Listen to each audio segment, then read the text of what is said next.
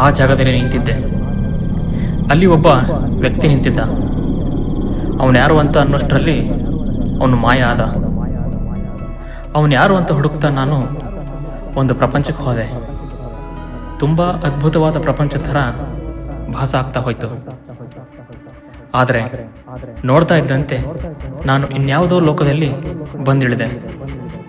ದೂರದಲ್ಲಿ ನಡೀತಾ ಇದ್ದ ತಲ್ಲಣ, ಆ ಭಯಾನಕ ಸ್ಫೋಟದಿಂದ ತಪ್ಪಿಸಿಕೊಳ್ಳೋಕೆ ನಾನು ಓಡಿದೆ.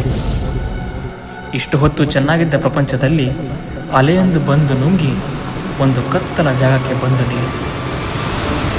ಆ ಜಾಗದಲ್ಲಿ ನನಗಾದ ಅನುಭವ, ಮನಸ್ಸಿನಲ್ಲಿನ ಆ ನೆರಳಿನ ಪ್ರಪಂಚಕ್ಕೆ ಏನೆಂದು ಕರೆಯೋದು?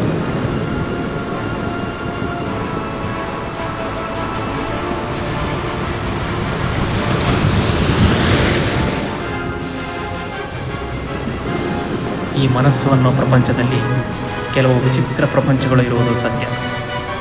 ಅದರಲ್ಲಿ ತಿಳಿಯೋಕೆ ಆಗದ ಇರೋ ಸತ್ಯಕ್ಕೆ